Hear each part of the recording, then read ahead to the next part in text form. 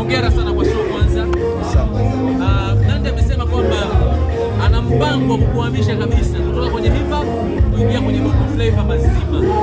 Hii comment, hii kauli hii ya Nandy, wewe unaishukulia hiyo ukiwa kama mtu wa misingi? Mimi sio mtu wa misingi.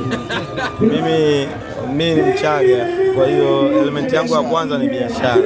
So product yote ambayo kwangu mimi naona ina tija, kwa sababu hivi tunafanya na invest, lazima kuwe na return on it. Na muziki siku hizi umekuwa biashara kubwa sana. You can sell your catalog.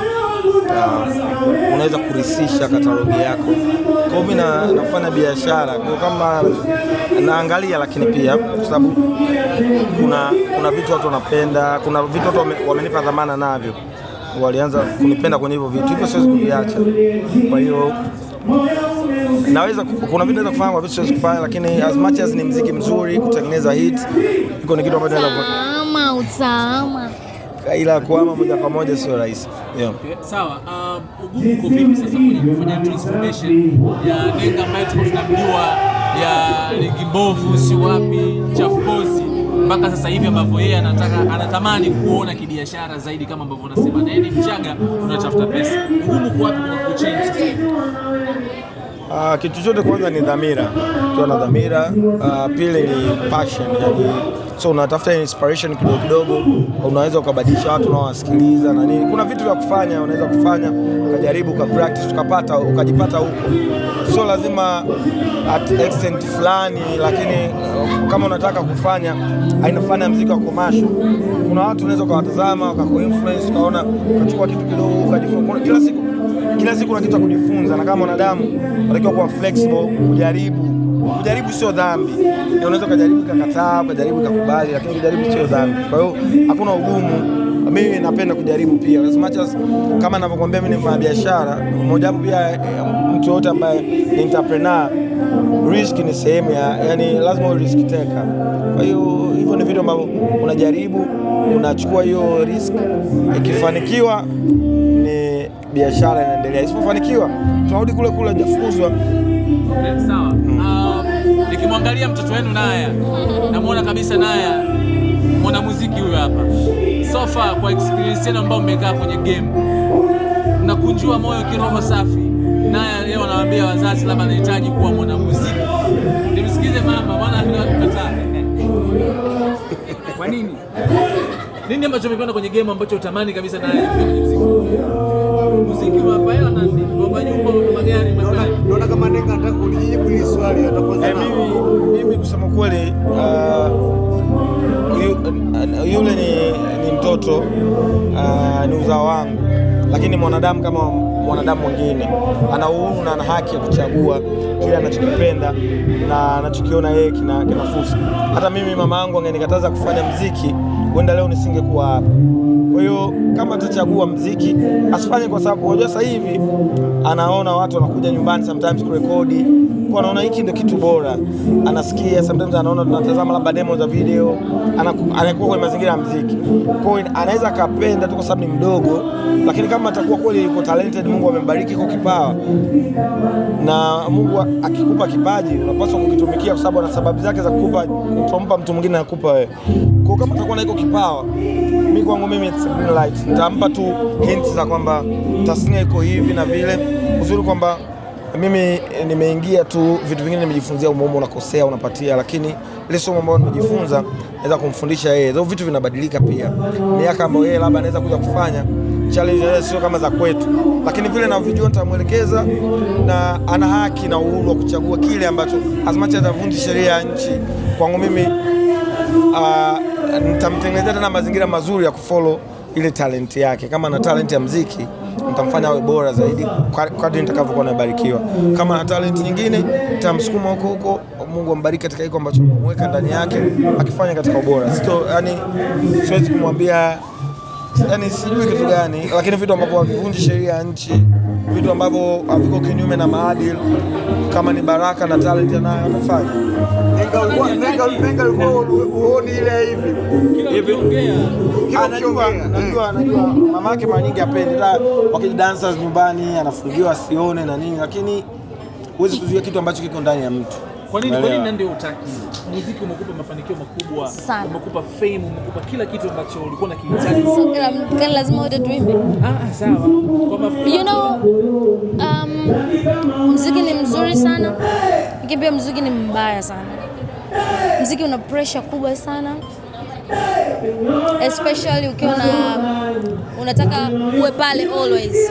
Pressure is too high. Yani mimi nampenda mtoto wangu kiasi cha kwamba sitamani baadaye apate hiyo stress. Yani unajua watu wanapotuona hivi tunaimba, tunapata hela, wanaona ni kitu kirahisi. Yule anaingia tu studio anaimba sio nini. Lakini the pressure is hivyo. Unajua ukitoa nyimbo, mtu ukiwa unatoa nyimbo leo unaweza usilale hata siku 5 ulali vizuri na promote nyimbo. Alafu labda isifike pale unapotaka ifike. Unajua stress ile. Haya, unatakiwa ukue kila siku. Kama ulikuwa unafanya video za milioni 3, inabidi sasa ufanye za milioni 20.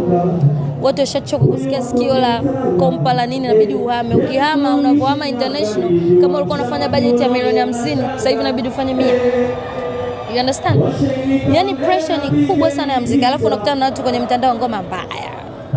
Si nini? Yani natamani apende muziki, afanye, tunamtengenezea mazingira mazuri na wadogo zake watakaokuja, apende enjoy muziki, lakini so full and spend it akios. Tayari wazazi wana experience, wana connection, hata uwe na experience vipi, stress iko pale pale. Muziki sio hela. Muziki ni kufanya vizuri. Muziki ndio maana kuna watu unaona alikuwa anafanya vizuri sana na hajaishiwa hela, anavuta unga. Tumeona wasanii wa nje wanafanya vizuri mpaka leo, lakini kachanganyikiwa na fame, anavuta unga. Ni stress ya muziki na exhaust, yani uchovu ule umaarufu na nini unakuwa. Kuna muda mimi natamani tu, yani katika mimi napendaga kuendaga kule kwenye mitumba. Ndio maisha yangu yalikuwa zamani, naenda kule Karume na Sagura, naenda sui nini. Mimi ni mtu mmoja ambaye naweza nikapaki hapo, na sasa hivi nikapenda tu miogo ya mtu nikapaki pembeni nikala hiyo miogo. Na ni msanii nayo, yani natamani aishi maisha yote, sio ile muda wote. Hata shuleni kamekuwa kastaka kifika wanafunzi kinaya anamwambia mwalimu I don't like it. Lakini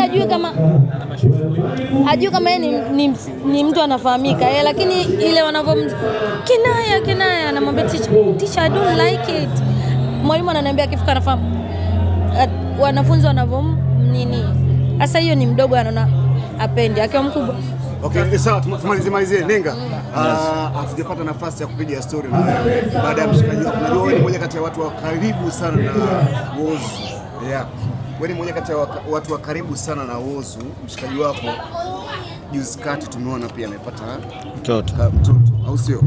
Na Whozu kwa shemeji yako Wema Sepetu ilikuwa ni ndoto kubwa sana kupata mtoto na nini. Labda pengine what's your take kuhusiana na hii situation? By the way, imeenda viral sana mitandaoni, najua umekutana nayo na wewe pia, tulikuona unaenda hospitali pale ukaweka cha kwako.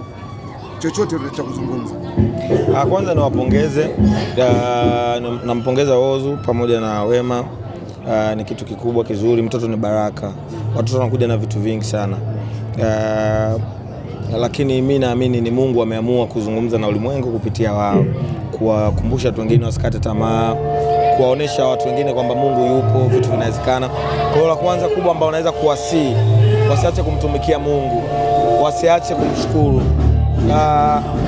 Kupata mtoto ni jambo moja, lakini kuna malezi, na malezi ya mtoto sio pesa tu, uwepo, mafunzo, kwa sababu ule ni binadamu pia mwingine, kumwandaa awe katika vile ambavyo yeye Mungu amempanga na kuifanya hii dunia kuwa sehemu salama. Kwa hiyo nawapongeza sana, lakini kikubwa anachowahusia wasimwache Mungu. Mungu ameamua kuzungumza na wanadamu, ameamua kuzungumza na ulimwengu kupitia wao, kuonesha kwamba yeye yupo, kuwakumbusha watu kwamba hakuna kinachoshindikana, na amewapa baraka katika mapenzi yao. Ameonyesha kwamba muunganiko wao umeleta uzao, kwa hiyo ni muunganiko ambao umebarikiwa. Kwa hiyo na mimi mara zote watoto naamini baraka. Sasa mimi mambo yangu mengi yalifunguka toka tu mke wangu amekuwa mjamzito. Ndio maana unaona hata vitu vingi unaona ni naye, kwa sababu kwangu mimi imani yangu inaniambia kwamba ili wewe Roger upate labda milioni 2 kwangu mimi, ina maana biashara utakayoletea mimi ya milioni 2 mimi inabidi niipitishe ili riziki yako. Yaani mfano wewe unadalalia gari, ukiniletea mile gari ili upate hela inabidi mimi nilinunue, si ndio? Kama sijalinunua manake inawezekana haikuwa riziki yako. Hata kwa watoto iko hivyo. Kama naye Mungu alimpangia kwamba akuwe katika maisha ya level fulani, basi Mungu anaweza akapitisha kipato kwangu mimi ili kumfanya, yani mimi naweza nikapata hela lakini sio ya kwangu, ikawa kwa ajili ya ule mtoto, sababu ameandaliwa mazingira hayo. Kwa mtoto anakuja na baraka. Naweza kushangaa sasa hivi Ozu deals zinafunguka vitu kibao, lakini zile ni baraka za Ole, kwamba labda Ole ili asome shule ambayo Mungu ametaka yeye asome, aende shule na gari ambayo Mungu ametaka, akae kwenye nyumba ambayo Mungu ametaka. Kwa hiyo ni baraka, kusema ukweli, ni jambo kubwa sana.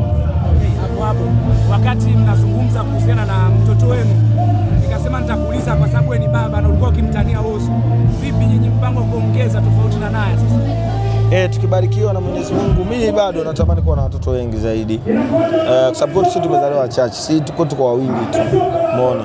Kwa hiyo natamani kuwa na watoto wengi, kuongeza ukoo, kuongeza ndugu, umeona. Na kama ninavyokuambia, watoto ni baraka. Kwa muda sahihi, wakati sahihi ambao Mungu atakuwa amenipangia, nitaongeza kwa kadri Mungu atakavyonibariki. Thank you so much. Asante.